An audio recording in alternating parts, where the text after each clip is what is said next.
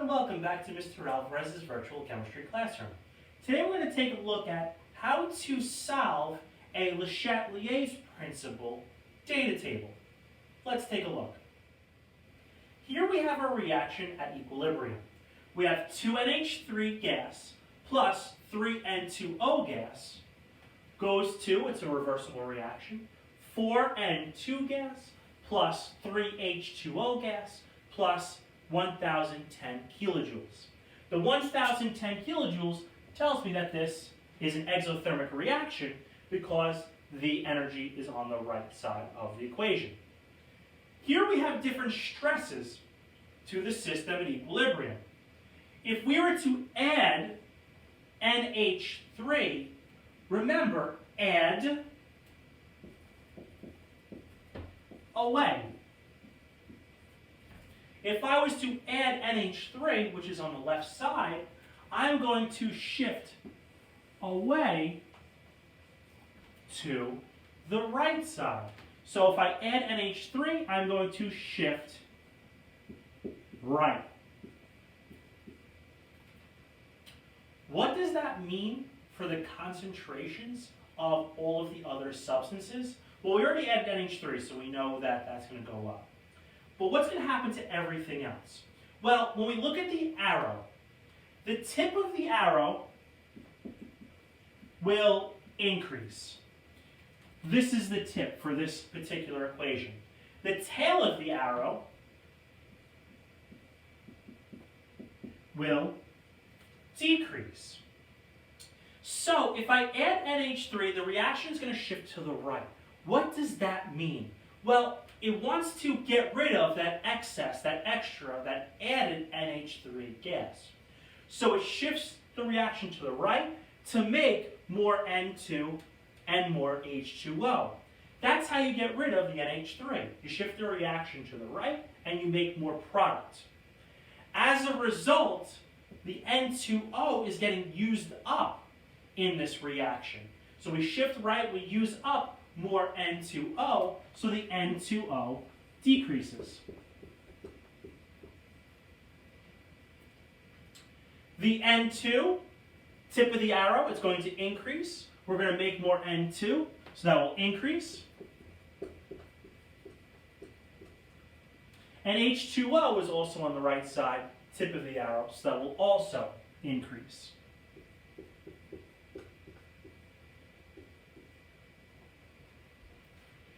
If we add N2O, once again, N2O is right here, add away.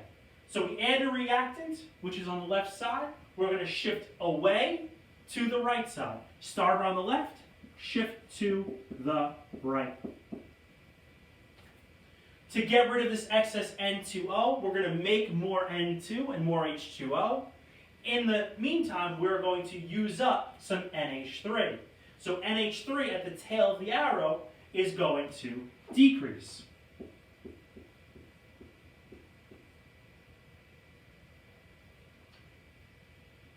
The N2, once again, at the tip of the arrow, we're going to use up NH3 and N2O to make more N2, so N2 will increase. And we're going to make more H2O at the tip of the arrow. That will also increase.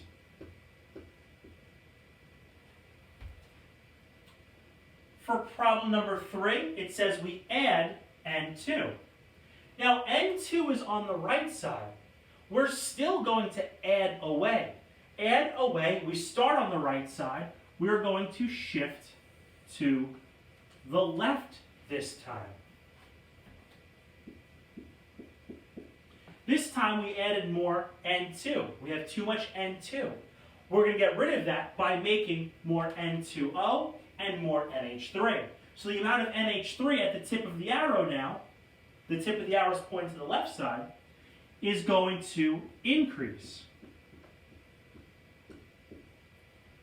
Also, N2O. N2O will also increase. Remember, you want to make more N2, so you're going to shift the reaction to the left, making more NH3, making more N2O, and using up the N2 and also using up the H2O. The H2O, when we shift left, is at the tail of the arrow, so H2O will decrease. And we can also add H2O, which is also a product. So add away, H2O is on the right side, the product side, so we're going to shift away from the right side to the left. To overcome for the extra added H2O, we're going to shift to the left. So we're going to make more at the tip of the arrow. More NH3 is made, so that will increase. And N2O is also on the left, so when we shift to the left, we'll also increase the amount of N2O. Finally, N2, the concentration of N2 at the tail of the arrow is going to decrease because we're using up N2 and H2O to make more NH3 and NO2. So at the tail of the arrow, N2 will decrease. What if we start removing things? Well, we have add away, take towards. If we remove something, we are going to shift to the same side that the substance was removed. Take away, you go towards that side.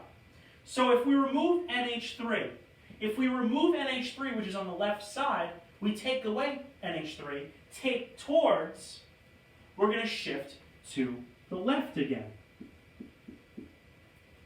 Which once again, we draw the arrow left.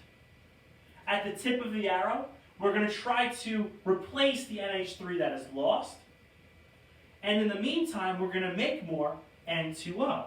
So N2O will also increase. How are we going to overcome for the loss of NH3? How are we going to replenish that NH3?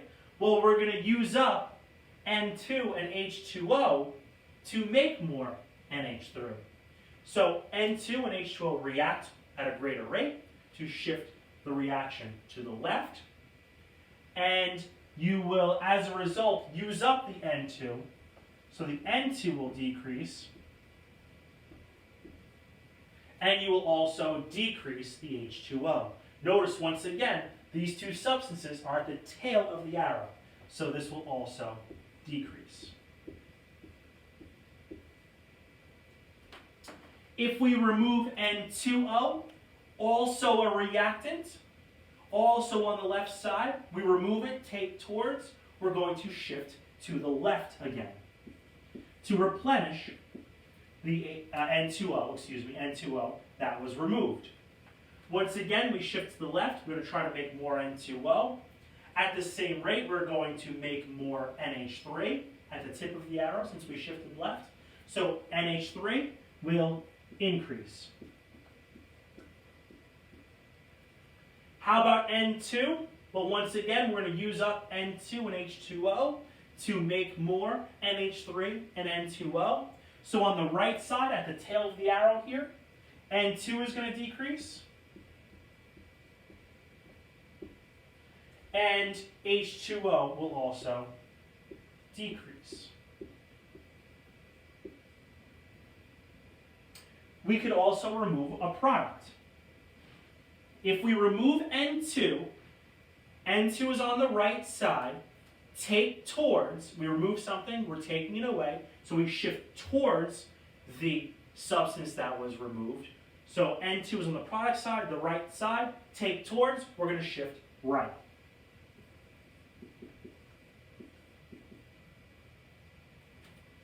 So the arrow is going right. We're going to try to make more N2 to replace the N2 that was removed. How are we going to do that? We're going to react more NH3 and N2O. So at the tail of the arrow, since we're going right, at the tail of the arrow, NH3 will decrease. Once again, it's being used up. And N2O, also at the tail of the arrow, will also decrease. It is also being used up to make more N2 and H2O. Finally, while you're using up the NH3 and the N2O to make more N2, you're also going to make more H2O. Notice we shifted right. H2O is the tip of the arrow. Since we make more, the amount of H2O will increase. And the last change of concentration would be to remove H2O. H2O is on the right side. We're removing it. Take towards. So we shift once again to the right. The arrow points right. At the tail of the arrow, NH3 will decrease. N2O will decrease.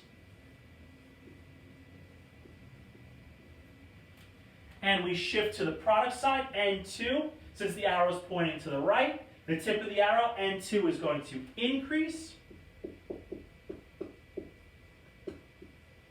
And of course, H2O will increase as well. It will be replenished back to its original condition.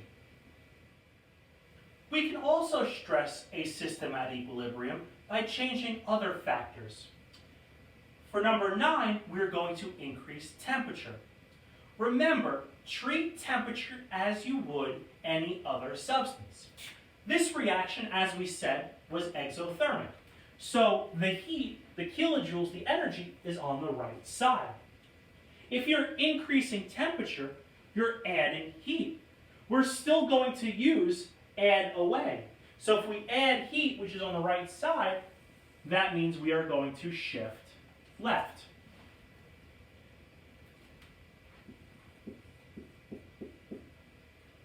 If we shift left, the reactants, NH3 and N2O, are at the tip of the arrow. We shift left, we're going to make more of the substances on the side that we shift to. So we shift left, we're going to make more of the substances on the left, which are the reactants. So the amount of NH3 will increase, and the amount of N2O, the other reactant, will also increase. When we shift left, when we shift away from the products, that means that the products will decrease. We're using up the two products to force the reaction to the left to make more reactant. So at the tail of the arrow, N2 and H2O, these will both decrease.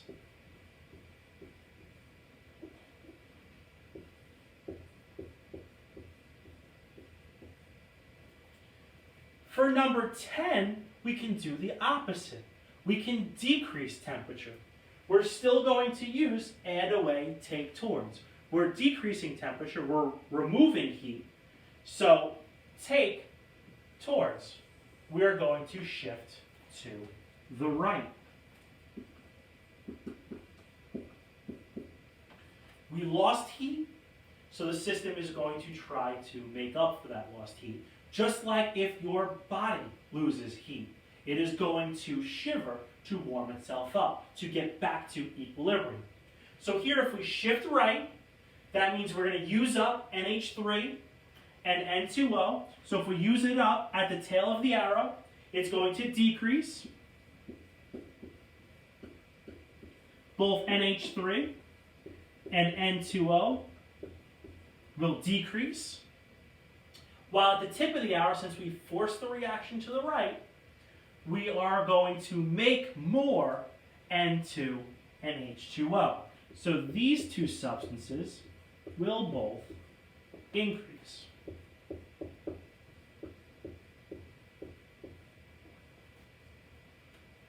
Number 11 and 12 are a little bit trickier. Pressure. First, we have to make sure we have gases. So all of our substances are gases. Now we must split this reaction in half and count up the number of moles of both the reactants and the products. So I see 2 moles of NH3, 3 moles of N2O, 2 plus 3, is 5 moles of gas on the left side, on the reactant side. On the product side, I see 4 plus 3, which is 7 moles of gas on the product side. For pressure, if you increase pressure, it's going to shift to the side with less moles. Shift to the side with less moles. More pressure, it wants to go to the side with less moles of gas there. So I see 7 on the right, 5 on the left. If I increase pressure, 5 is less than 7, so I see that's going to shift to the left to less moles, which is on the left.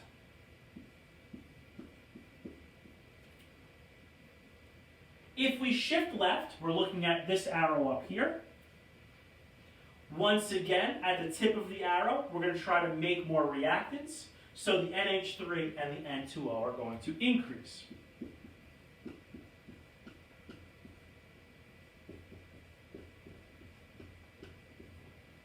Whereas at the tail of the arrow, N2 and H2O will decrease.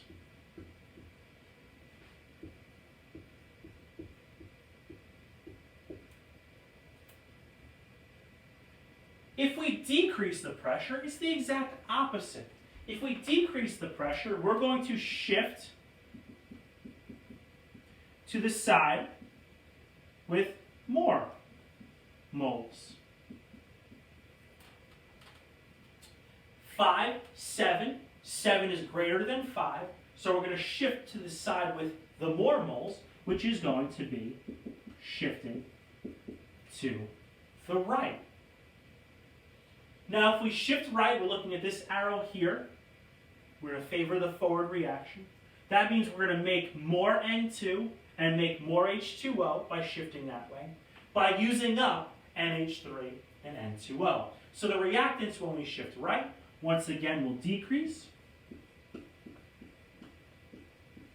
So NH3 decreases, and N2O decreases. Whereas the products, N2 and H2O, increase. At the tip of the arrow, N2 increases,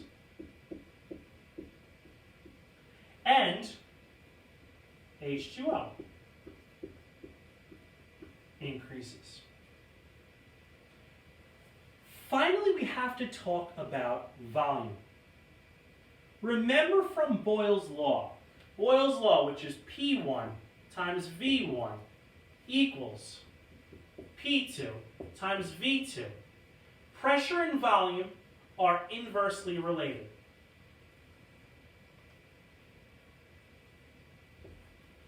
Pressure and volume are inversely related. So if we're increasing volume, what we're really doing is decreasing pressure.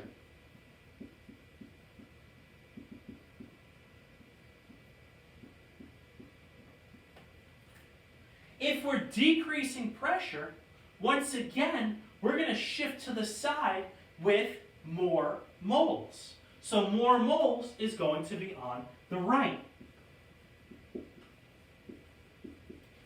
So if we shift right, the products will increase in concentration, whereas the reactants will decrease in concentration. We shifted right, tail of the arrow is here with the reactants. So both NH3 and N2O will decrease. We have decrease, decrease for the first two. For number 13, and the products, since we shifted right, so the tip of the arrow is on the right side, both the products will increase. So N2 will increase, and H2O will increase. And finally, if we decrease volume, once again, pressure and volume are inversely related, They're inversely related. So if we decrease volume, we are going to increase pressure.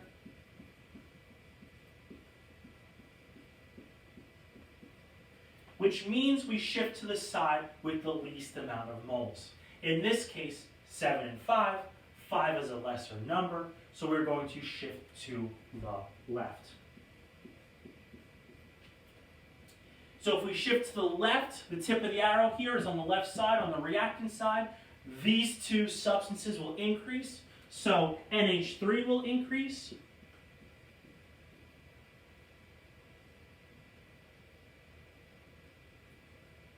And N2O will increase. Whereas the substances at the tail of the arrow going left will decrease. So the products, N2, will decrease, and H2O will also decrease.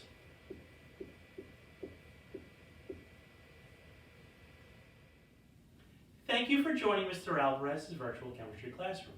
Today we took a closer look at Le Chatelier's principle. We saw how a chemical system at equilibrium would respond when a certain stress was applied to it. The stresses that we looked at were changes in concentration, changes in temperature, changes in pressure only for a gas, and changes in volume only for a gas. Thank you again for joining us. I hope you learned something today. Please come back again soon.